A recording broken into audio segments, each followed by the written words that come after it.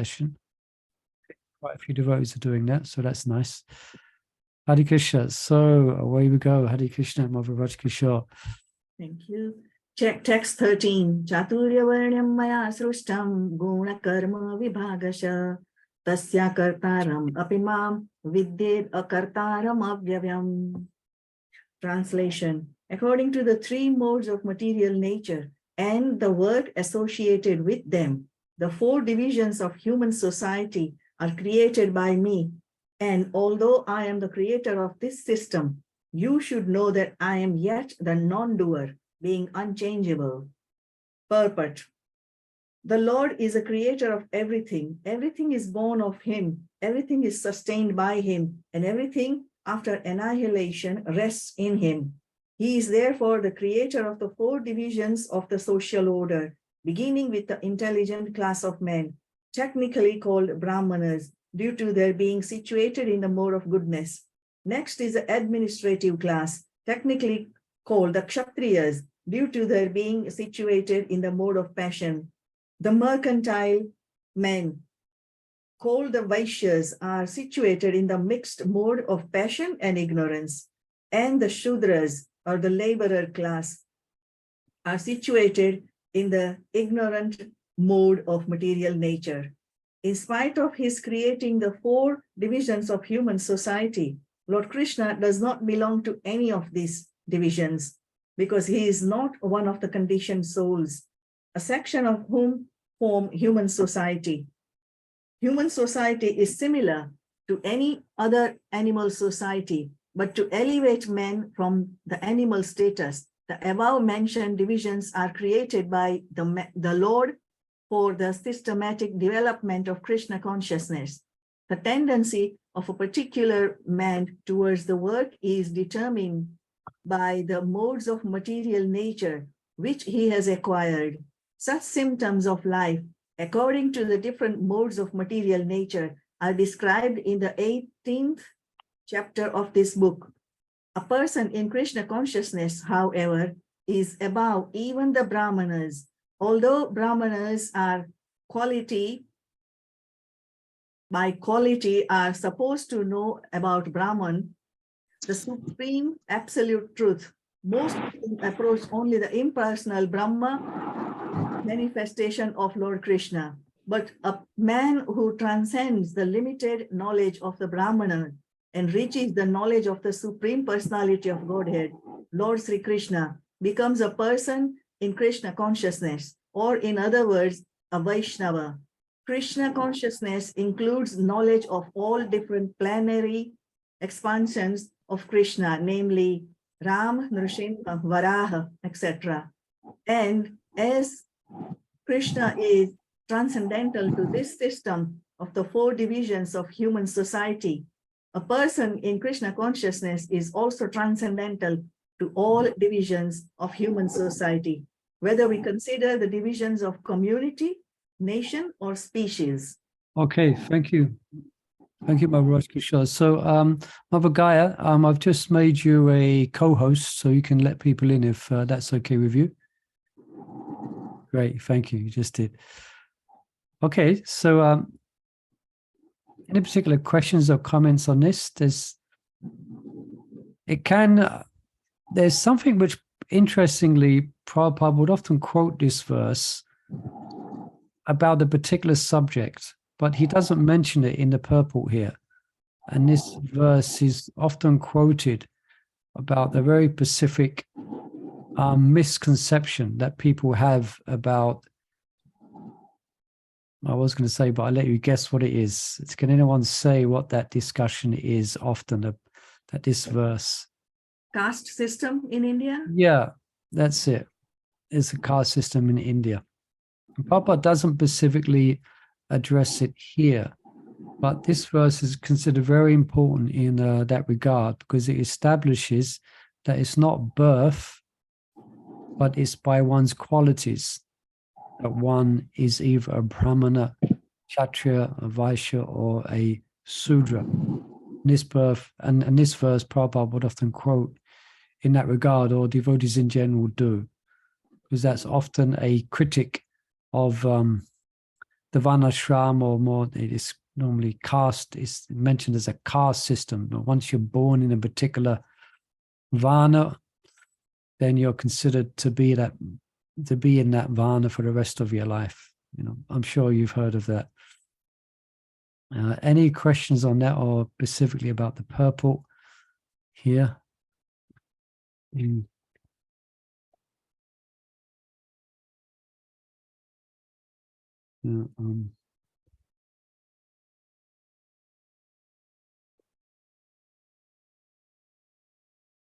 Yeah, I can read a little bit from.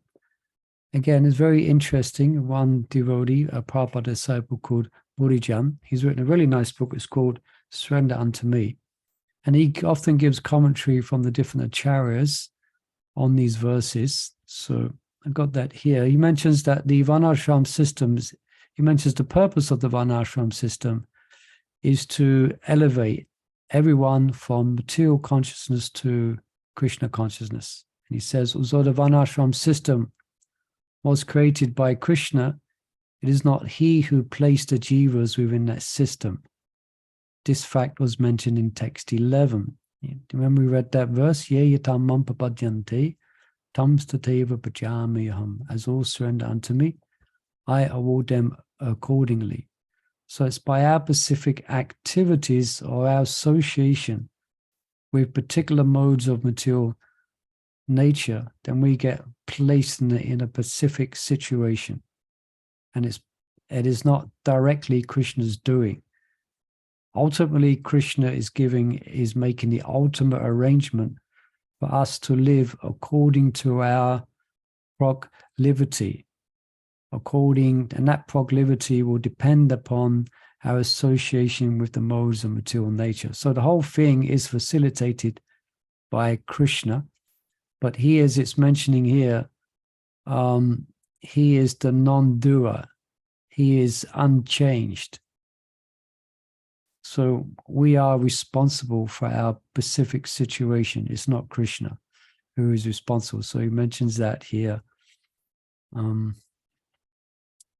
He says, Krishna, he always remains the non-doer, and he does not directly reward anyone the fruits of work. So that's done by the agency of the material nature. In addition, Krishna himself is always transcendental to the Varnashram system, despite the fact that while in this world, he follows the prescribed duties of his Varna and ashram.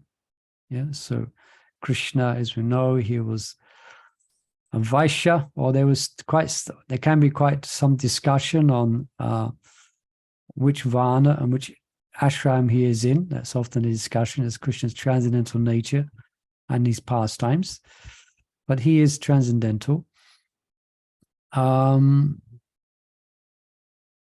He is, as he is already transcendental, and therefore is not elevated by following this system. So he is unchangeable. He is transcendental. Yeah, so he mentions that. And it's based on this that Srila Prabhupada, when he first established Krishna consciousness, he saw it as an emergency situation. So he specifically wanted to, and he did create Brahmanas in order to lead his society and to preach Krishna consciousness. And who did he make Brahmanas from? Malechas, Javanas, etc. Yeah. So again, by training, one can become a Brahmana, for example. Okay. Any questions out there or comments?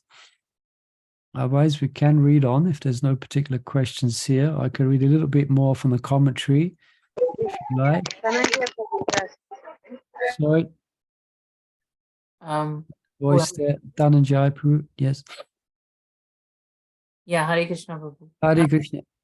You mentioned Krishna created Brahmanas from, you mentioned a couple of... Prabhupada, creative. Okay. Prabhupada created Brahmanas from... Yeah. What were the 2, 3... Malecha Javanas. Those who are outside of the Varnashram system. Okay. What do we call them? Say, if you could say again. Malecha and Javana. Okay. Malecha, Javana. Anyone can say what that means? Malecha and Javana? Malecha? Prabhu, Hare Yes, Krishna. please. Hare Krishna, Bhagavad. Is it people who don't follow any rules and regulations in society? That's it, yeah. I can hear my voice coming back. Oh, Yeah, so that's why they're considered to be outside of the Varna and Ashram system. And Muli Prabhu, you have a message as well regarding the same. Chat. Okay, let me open it. Yeah, Malecha, meat eater, Javana, and demon with a question mark. Could be from the Vedic perspective. Yeah, not necessarily. Some of the Malechas or Yavanas might at least have some conception and see themselves as a devotee, although they may understand that they're quite fallen from the principles. But yeah, Malecha, Javana. Please, yes, I heard a voice there. You can.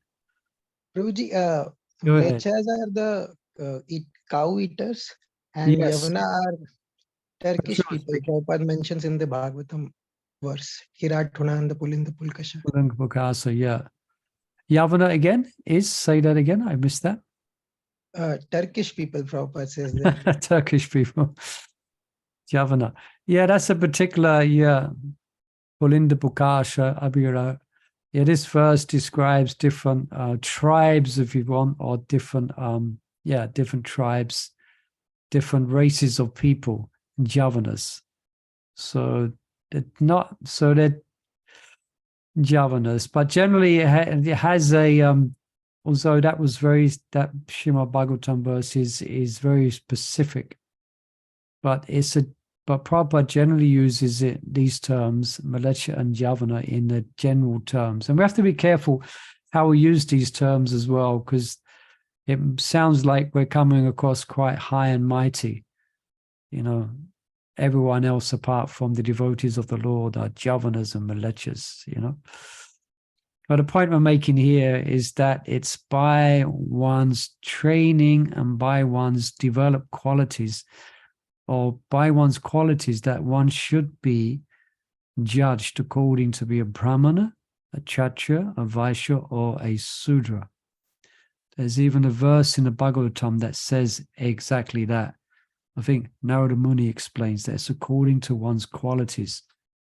So, for example, excuse me, if someone is born in a Brahmin family, but they are, for example, not behaving in a sattvic way, they are, for instance, drinking alcohol and eating meat, then they should not be considered to be Brahmanas.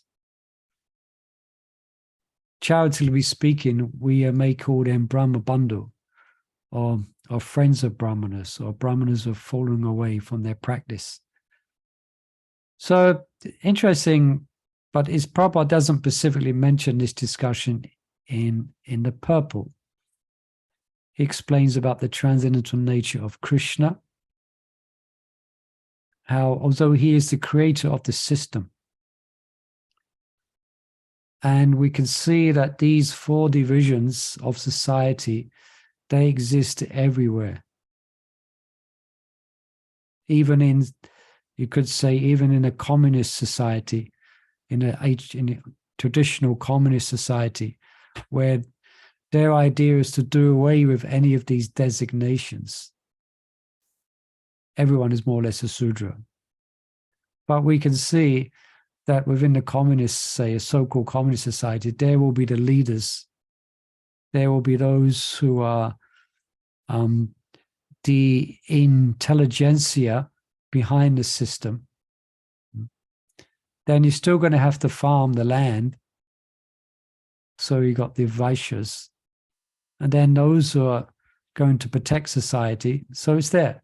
And those who are assisting others, it's generally there throughout everywhere. It's still there because this is created by Krishna. So Harsh Stita Reddy is asking, how could we assume the role of Brahmanas in today's society? Yeah, very good question. Well, I can humbly put myself as an example. I mean, I don't consider myself a Brahmana, but because of an emergency situation, I've been trained in Brahminical duties, like worshipping the deity and teaching. So from that perspective, so I've received the training under the direction from my spiritual master. Yeah. So basically, we could say, in answer to your question, Harshastita is by adopting the principles of Krishna consciousness. Yeah. The regulative principles and developing the mode of goodness,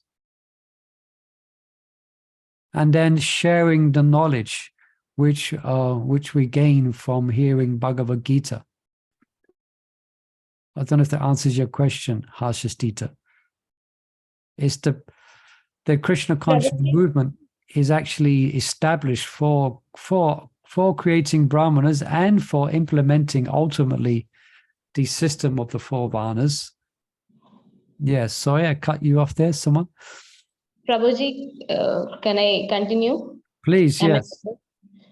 So my question is that just like Kshatriyas are like administrators in today's society, just like leaders, and Vaishyas are we can assume them to be the traders, and Shudras we can assume them to be like the workers in today's society. In the same way, Brahmanas, they were trained in Vedas and all those cultural activities. So how can they assist the administrators in like administration of day-to-day activities? Well, that's like should they assume to be the role of ministers, like assisting the ministers? I mean, generally they would be Brahminical advisors. They in a traditional setting, then they generally wouldn't take up the role of an administrator, but they would advise. They would give advice, just like the classic kind of a case if there is Chanaka Pandit. I'm sure you've heard of Chanaka Pandit.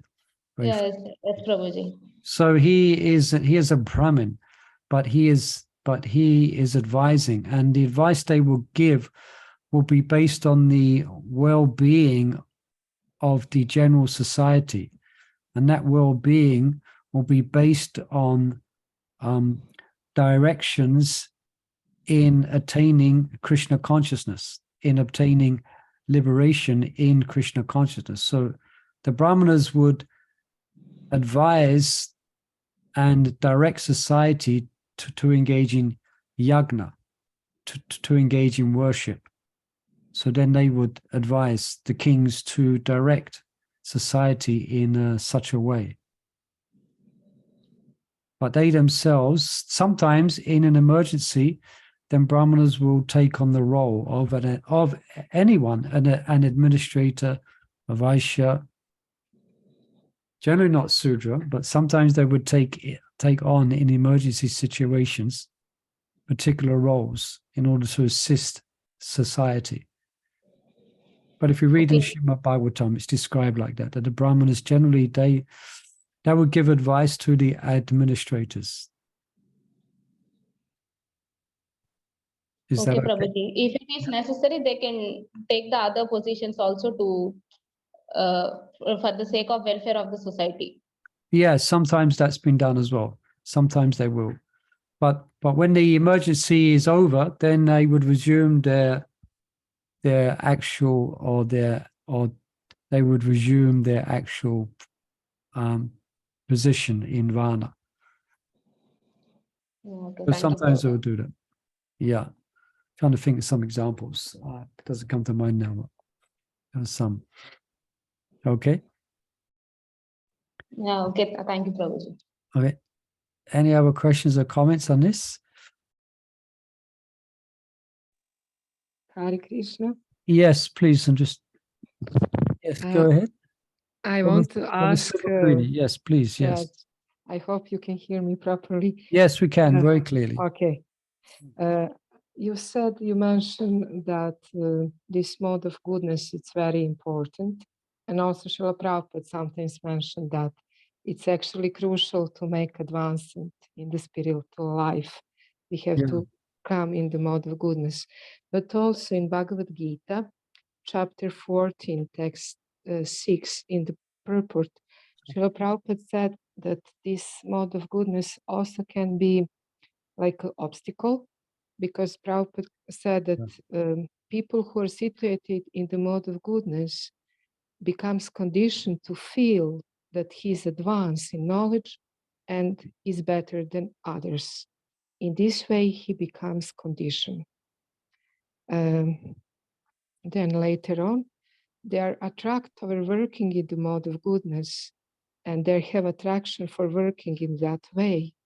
And they are accepting the body in the modes of nature.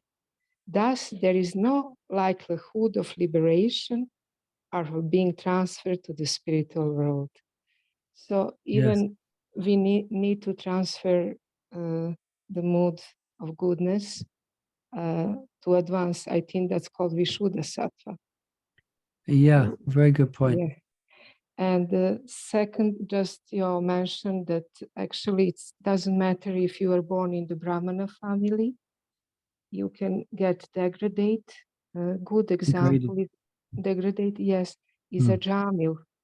He was coming from very high family, Brahmanical family, but due to the bad habits and bad association, he got gradually degraded.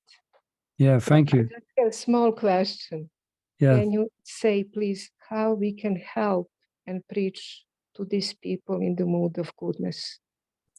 Yeah, well, very interesting point you brought up there, Mother Silvercreedy. Well, the first one you mentioned about the danger of the mode of goodness, because in the mode of goodness, or someone in the mode of goodness, they actually know how to interact with the material energy. So therefore, they experience they experience well-being and a sense of peace and tranquility. But as you're mentioning, and as Prabhupada mentions, that actually the quest should be to obtain Krishna consciousness. So sometimes it's mentioned that that is the danger of devotees, because they know how to interact in the material world, but then the actual desire or the actual quest to obtain Krishna consciousness, they may just be happy with their status quo. Oh, everything's okay, and their spiritual practice becomes like a regulated religious function. Oh, I go to the temple, and but the actual strong desire to obtain Krishna might not be there, because they don't, because they've got quite comfortable. So thank you for bringing that up. That's a danger, and Prabhupada mentions that there. And your question again? Just say that again. How come? I don't know, is it how to preach to these people? Okay. What is the best way?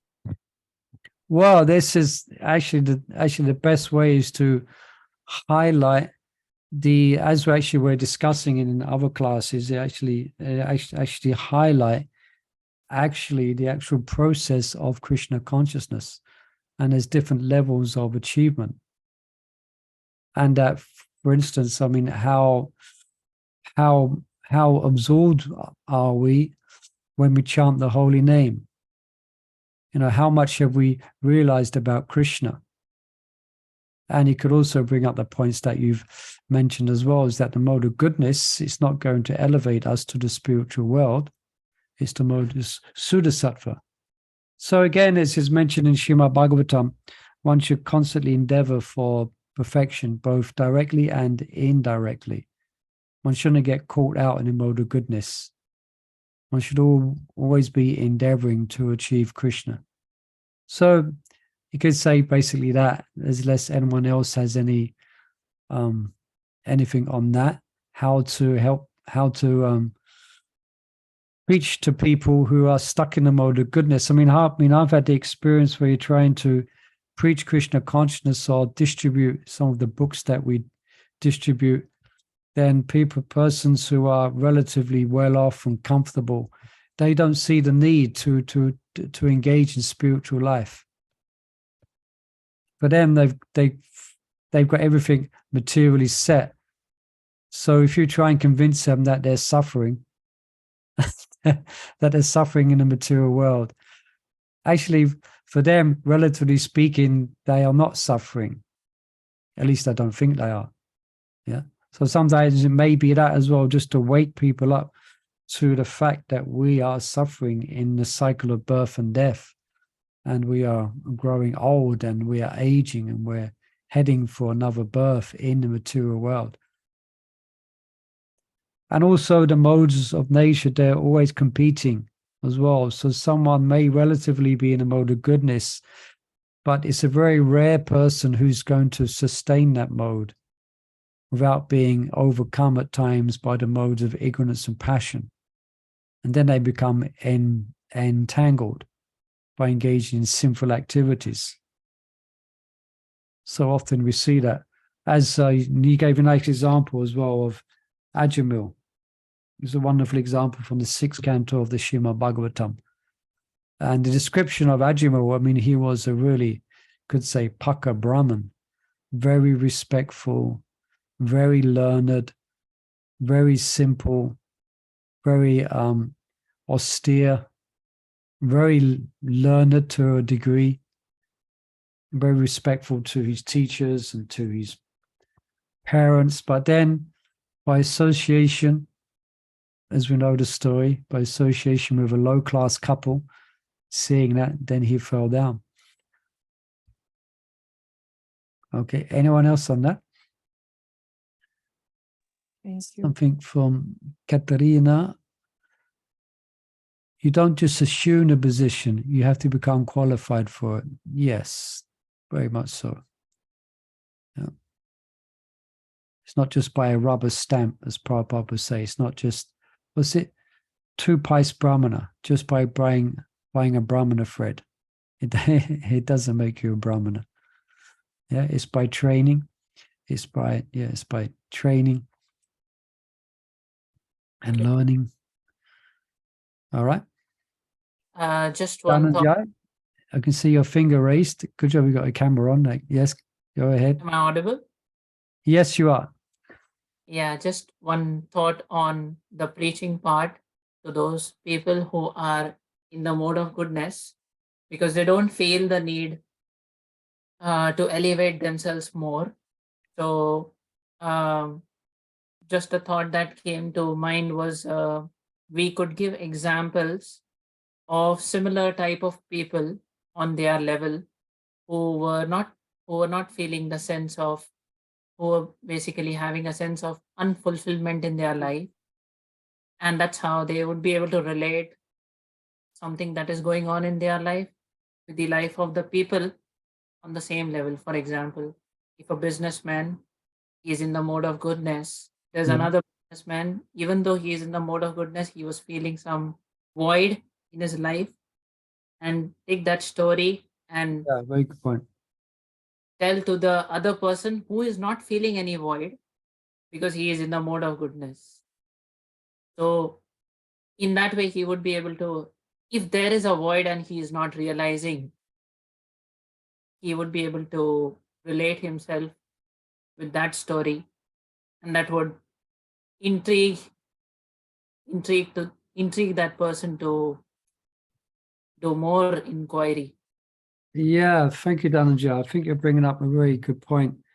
And it's actually, we see that persons who are materially set, so to speak, they often feel not fulfilled or unsatisfied, even because their material needs are met, but still they're feeling unfulfilled.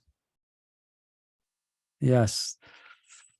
So we can take those examples that we have, real life examples that we have gained from our experience, and share it with the person to whom we want to preach. Hmm. Yeah, that's also there was, and also I was thinking that just by for someone who follows Krishna consciousness, they actually become very attractive. Their qualities become very attractive. So even persons in mode of goodness, when they meet a devotee of Krishna, they actually can often become quite impressed by their character, and by their joy and happiness. Which is okay. There is a sense of happiness in the mode of goodness, but it's very flickering. Again, because of the modes of nature. And someone sent something in Hindi that I haven't learned to read Hindi yet, but I'm trying my best. Can I read it for you? Yeah, go ahead. We have it. Dhananjay, please translate. दुख में सुमिरन सब करे, सुख में करे न कोई, जो सुख में सुमिरन करे तो दुख काहे को होए. Okay, translation. It means we always try to remember Lord when we are unhappy, when we are in dukh. We try to remember Lord. Simran is basically remembrance. Remember Lord. Everyone Happiness or distress. at the time of distress. And one who tries to remember at the time of sukh, which is happiness. Those who remember Lord at the time of happiness, they will never experience any pain. Yes, thank you. So you could say from that, yeah. So even if we're in in any situation, we should always try and remember Krishna. Otherwise, yeah, in the mode of goodness, we should always try and remember Krishna. Always remember Krishna and never forget him. Okay. Anything else in this verse? Otherwise, we can read another one. We could text. Rosie, I wanted to add one 15. one verse which is similar to what Vipul Chaudhary had sent. It is like Sukhavasane idame vasaram, Dukhavasane idame vagneyam, Dehavasane idame vajapyam, Govinda Damodara Madhaveti. Govinda Damodar Damodar. Yeah. So even at the time of happiness, this is the knowledge. Govinda Damodara Madhaveti. In the time of happiness. In the time of distress also, this is the thing that we should always remember. And while we leave the body, at that time also we need to chant Govinda Damodara Madhaveti. Very nice. Thank you, Ru. So in happiness or distress, and sukha and dukkha, we should always remember Krishna. See, that's the problem with the mode of goodness. One forgets Krishna. Therefore, one has to take birth again. Okay, very interesting points. Anything else? Otherwise, we'll go on to text 14. Anyone like to read text 14? Shall I read, Prabhu? Hare Go Krishna. ahead. Prabhu. Go Shall I ahead. read? Hare Krishna. Anupama, thank you. Hare Krishna. Hare Krishna. Namam karmani limpanti name karma phalespra iti mam yo bhajanti karmade nasa badhyate. There's no work that affects me, nor do I aspire for the fruits of action.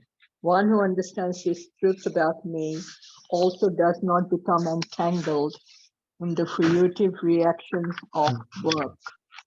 Purport. As there are constitutional laws in the material world stating that the king can do no wrong, or that the king is not subject to the state laws, similarly the Lord, although he is the creator of this material world, is not affected by the activities of the material world. He creates and remains aloof from the creation, whereas the living entities are entangled in the fruitive results of material activities because of their propensity for lording it over material resources. The proprietor of an establishment is not responsible for the right and wrong activities of the workers, for the workers are themselves responsible. The living entities are engaged in their respective activities of sense gratification, and these activities are not ordained by the Lord. For advancement of sense gratification, the living entities are engaged in the work of this world, and they aspire to heavenly happiness after death. The Lord, being full in himself, has no attraction for so-called heavenly happiness. The heavenly demigods are only his engaged servants. The proprietor never desires the low-grade happiness, such as the workers may desire. He is aloof from the material actions and reactions. For example, the rains are not responsible for different types of vegetation that appear on the earth, although without such rains, there is no possibility of vegetative growth. Vedic Smriti confirms this fact as follows. Nimitta matram eva shiv shriyam nam sarga karmani pradana karmani bhuta yato va shriya saktaya. In the material creations, the Lord is only the supreme cause. The immediate cause is material nature, by which the cosmic manifestation is made visible. The created beings are of many varieties, such as the demigods, human beings, or lower animals, and all of them are subject to the reactions of their past good or bad activities. The Lord only gives them the proper facilities for such activities and the regulations of the modes of nature, but is never responsible for their past and present activities. In the Vedanta Sutra 2134, it is confirmed, Vaishana Neharane na Supa Sapne Satvat.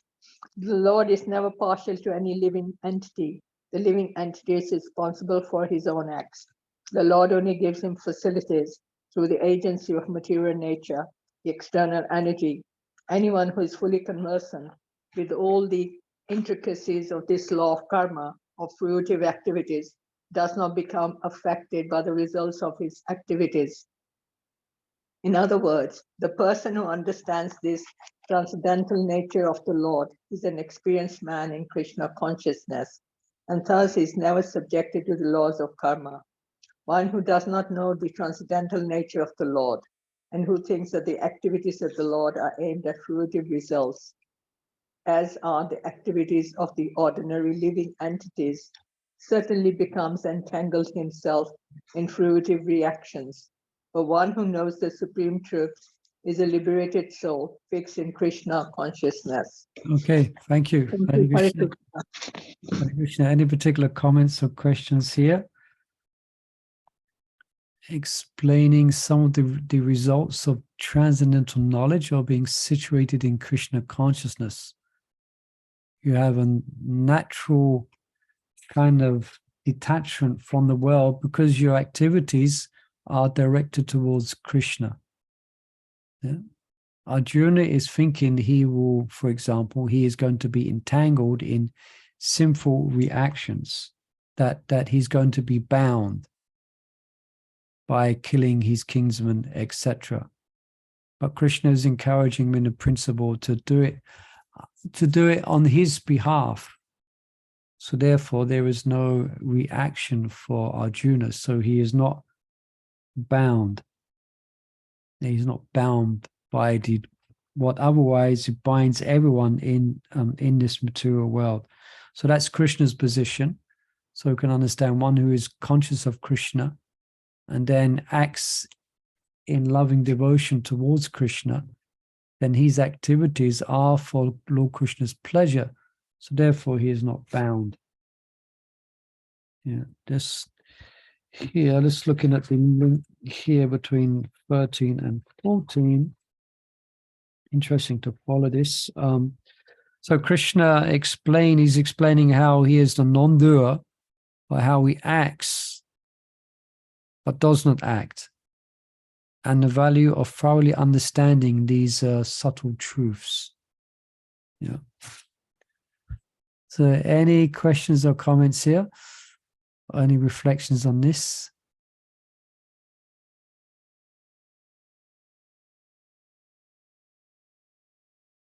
This is Krishna's position, completely transcendental.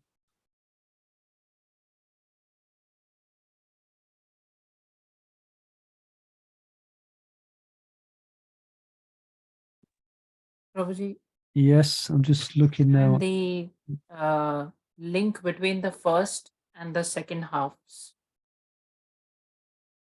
The first and the second half of the purple, or Of the translation. here. Yeah. There's no work that affects me, nor do I aspire for the fruits of action. One who understands this. That's quite clear, isn't it? There's no work that affects me. That's Krishna's transcendental position. Krishna's, he's not acting for a material cause. So yeah, as we explained, one who understands this truth about me. So understanding the truth about me, that means that one is acting in a sense of devotion towards Krishna. Yeah, one who understands this truth about me, that Krishna is completely unaffected by this world and he's transcendental. So that person is acting in Krishna consciousness. I think Prabhupada said, was it in the last Prabhupada? So that person is, let's see here, that person is Krishna conscious, is mature in their Krishna consciousness. One who understands this truth about me also does not become entangled in the reactions of work. And here it's mentioned, by understanding the truths about Krishna, because they're quite subtle, this is what's been described here, then the effect of that is that one becomes Krishna conscious and one doesn't act fruitively in this world, but directs everything towards Krishna. So it's quite a long something in a chat here. Is that okay? That okay, Dhananjay? Did you have any thoughts on that from yourself? Yeah. Yeah, I'm still thinking on it. Yeah, this is the result of understanding Krishna in truth. Understanding Krishna's transcendental position. Yeah, let's just look at what's here.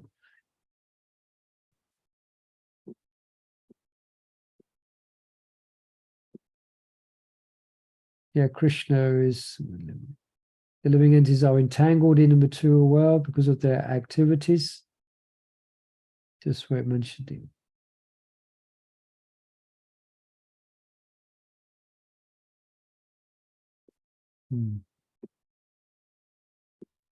In other words, yeah, at the end, in other words, the person who understands this transcendental nature of the Lord, that's what I was looking for, is an experienced man or woman in Krishna consciousness. Yeah, so one who understands this in truth. Yeah. In other words, the person who understands this transcendental nature of the Lord is an experienced man in Krishna consciousness, and thus he is not subject to the laws of karma. So Arjuna becomes an experienced person in Krishna consciousness, and he acts, but because he's doing it out of devotion to Krishna, he is not entangled in the laws of karma. Yeah. The same as Krishna is not entangled. Krishna is not entangled, and his devotees are not entangled because they're not working for their own selves.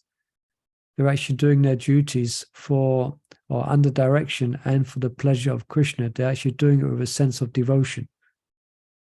So there is no material reaction for that type of work. And the next few verses are going to describe this even more detail, actually. For instance, we have the verse coming up. Even intelligent are bewildered in determining what is action and what is inaction. I shall now explain to you what action is, knowing which you'll be liberated from all misfortune. So action is considered by sages, or is considered to be quite important, that how to act in this world. The fact that is, or understanding the fact that however you act in this world, there is going to be a reaction. And that's going to bind you. So how to act in this world, so it's a karma, that there is no reaction. It's because externally it looks like Arjuna is engaged in ordinary or in action, but he's not. He's fighting, but he's doing it for Krishna. So he's not acting on the material platform. Yeah. And therefore there was no, there's no fruitive reactions.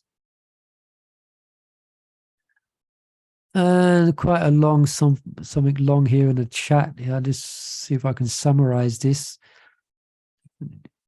So Katarina's mentioned she had an interesting experience, a former acquaintance. How hard work is, etc.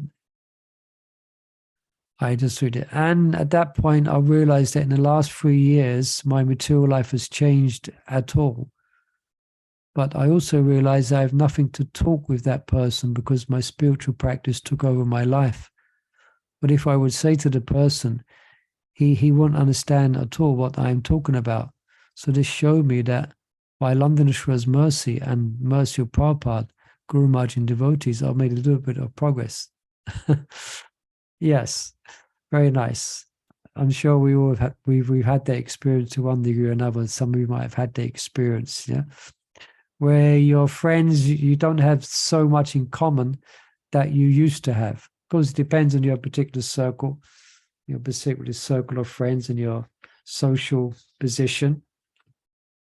But generally, you're going to find, sometimes devotees or persons coming to Krishna consciousness, they go through a stage where they're moving from one group of friends to another. I mean, I experienced that.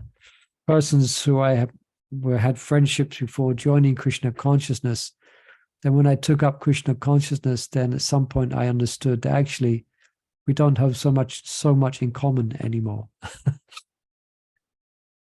Yes. Thank you for sharing that. So yes, Krishna process has its effect. All right. We got just under 10 minutes left. So I hope I'm not going too fast today. My desire is to get to cover 3 verses today. So let's go for that then. The next one is text 15. Someone like to read text 15?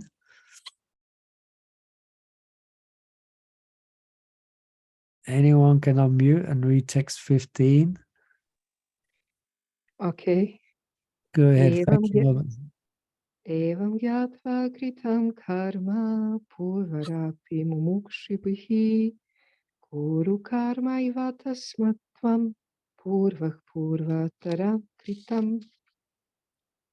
All the liberated souls in ancient times act with this understanding of my transcendental nature. Therefore, you should perform your duty, following in their footsteps. Report by Srila Prabhupada. There are 2 classes of men. Some of them are full of polluted material things within their hearts, and some of them are materially free. Krishna consciousness is equally beneficial for both of these persons. Those who are full of dirty things can take to the line of Krishna consciousness for a gradual cleansing process, following the regulative principles of devotional service. Those who are already cleansed of the impurities may continue to act in the same Krishna consciousness, so that others may follow their exemplary activities and thereby be benefited. Foolish persons are neophytes in Krishna consciousness, often want to retire from the activities without having knowledge of Krishna consciousness. Arjuna's desire to retire from activities on the battlefield was not approved by the Lord. One need only know how to act, to retire from the activities of Krishna consciousness and to sit aloof, making a show of Krishna consciousness is less important than actually engaging in the field of activities for the sake of Krishna. Arjuna is here advised to act in Krishna consciousness, following in the footsteps of the Lord's previous disciples, such as the sun god Vivasvan, as mentioned herein before. The Supreme Lord knows all his past activities, as well as those of persons who act in Krishna consciousness in the past. Therefore, he recommends the act of the sun god, who learned this art from the Lord some millions of years before. All such students of Lord Krishna are mentioned here as past liberated persons engaged in the discharge of duties allotted by Krishna. Okay, thank you. Hare Krishna. Hare Krishna. Any particular questions about this? This is kind of the underlying theme of Bhagavad Gita, where Arjuna is thinking he will be, or his original idea is to not be entangled. So it's mentioning here, and by a not fighting. And it says here, Buddha mentions, and as will be mentioned in the next verse, when a jiva understands these facts about Krishna and applies transcendental knowledge to his own work and becomes a servant of Krishna, he also becomes, as we were just describing, aloof from the material whirlpool or from material action and reaction. But what's mentioned here, and Prabhupada is emphasizing in the purple, that actually the Thomas Krishna consciousness, whose Krishna consciousness is engaged in activities. He says here, foolish persons or neophytes in Krishna consciousness often want to retire from activities without having knowledge of Krishna consciousness. Arjuna's desire to retire from activities on the battlefield was not approved by the Lord. One need only know how to act. This is why also Arjuna was quite confused, because Krishna was speaking about renunciation. So Arjuna's concept of renunciation is like a sadhu who is not engaging in any activity. But at the same time, Krishna is encouraging him to fight. I think Arjuna called out, please, can you, these instructions you're giving me are equivocal instructions. I cannot understand what you're saying. You seem to be speaking about renunciation, and that's what we're speaking about in these verses, being freed from reaction and being in knowledge of Krishna. But at the same time, Krishna was encouraging Arjuna to act. So then this is explaining here. Yeah, and then there will be examples given. I think the example will be given is here of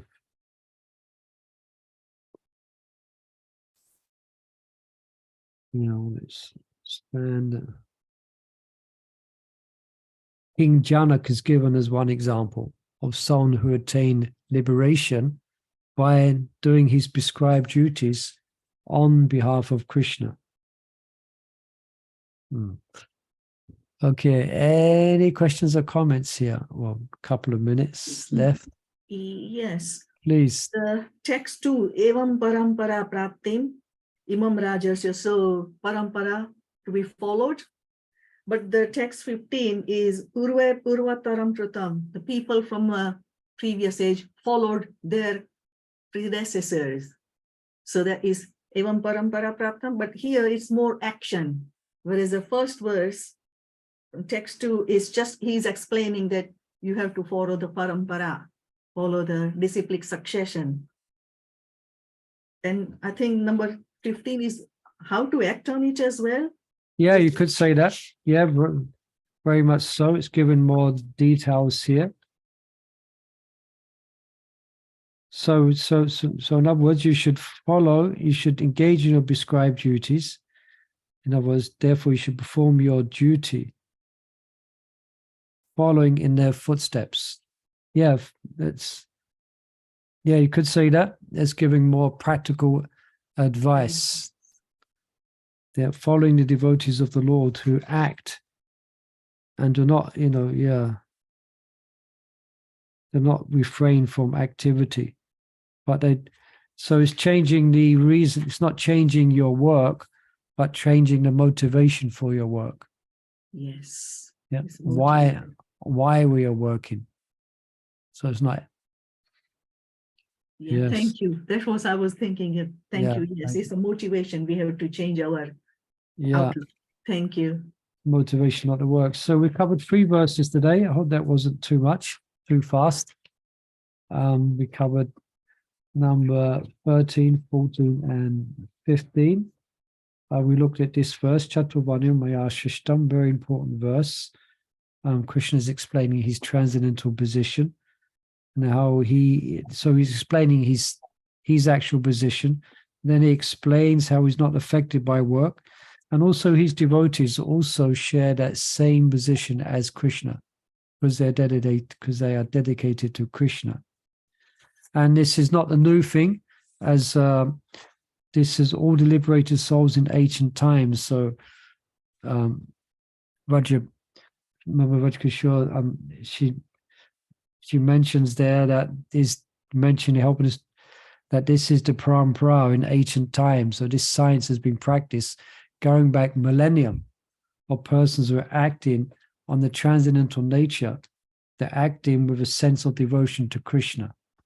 Yeah. So Arjuna, you should follow their footsteps. You shouldn't not refrain from fighting.